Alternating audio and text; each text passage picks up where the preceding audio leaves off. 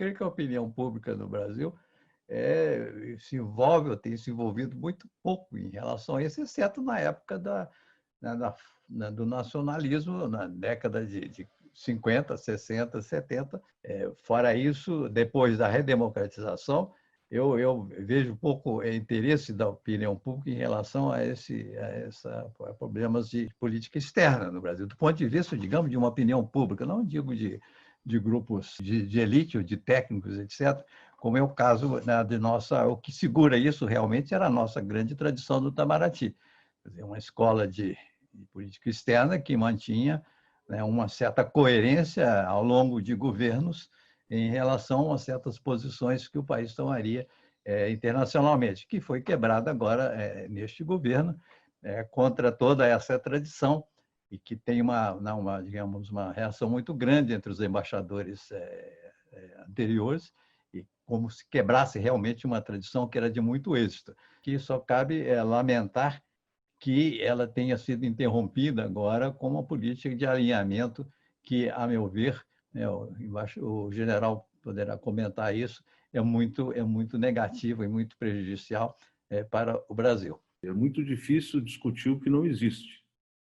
Não acho que o Brasil tenha uma política externa articulada e tão consistente que se possa identificar hoje como uma política externa.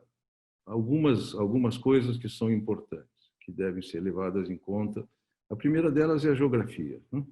Nós estamos na América. Não temos nenhum. Eu brinco sempre dizendo que eu nunca vi um projeto brasileiro de se mudar para outro continente, então nós vamos ficar aqui. A influência da potência hegemônica hoje, mas que está nesse processo de repartição, de redistribuição de poder em alguma medida, é muito grande. Nós somos vizinhos deles, né?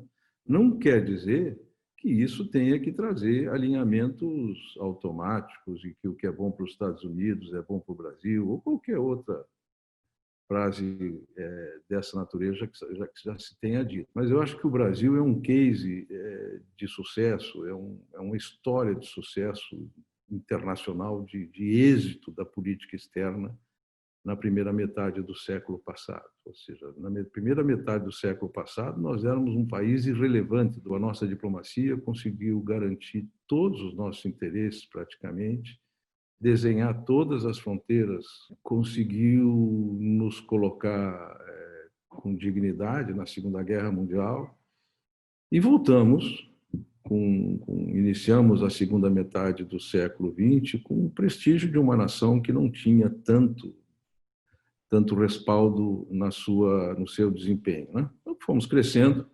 Hoje chegamos a ser uma das 10 maiores economias do mundo. E quando eu falo hoje, há 50 anos nós já somos uma das 10 maiores economias do mundo. E aí perdemos a mão do posicionamento diplomático que cabe a uma das 10 maiores economias do mundo. O que se faz no Itamaraty hoje repete muito dos problemas que são dos exageros que são corrigidos no outros exageros.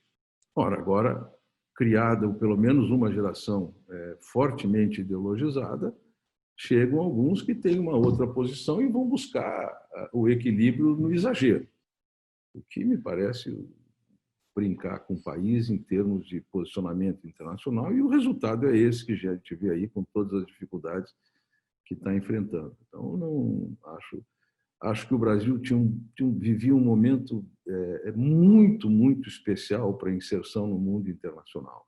Veja bem, quando o presidente Bolsonaro assume, a grande carência no mundo, uma das grandes carências no mundo na gestão das relações internacionais, era interlocutores, era mediadores. A política externa do Trump tirou os Estados Unidos muito dessa posição.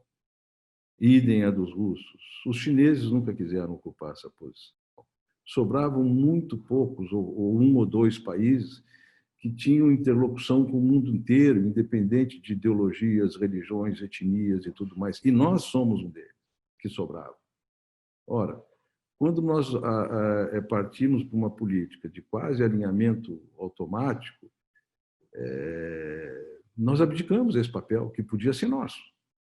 Então, tinha um espaço para o Brasil entrar e crescer em benefício da paz mundial, como um país que tinha crédito para discutir no Oriente Médio e outras regiões conflagradas, que nós abandonamos. Abandonamos por um processo da infância do marxismo, que é a necessidade de destruir a ordem anterior para construir a nova ordem. Então, vamos destruir tudo que tem para trás e tentar construir o que tem para frente. Isso que eu acho que nós estamos pecando e que terá um preço, mas acho que o Itamaraty, com a produção intelectual que tem, ele tem uma possibilidade de sair rápido disso, mas era preciso mexer, antes de mais nada, afastar os palpiteiros e deixar que quem conhece o assunto trate dele.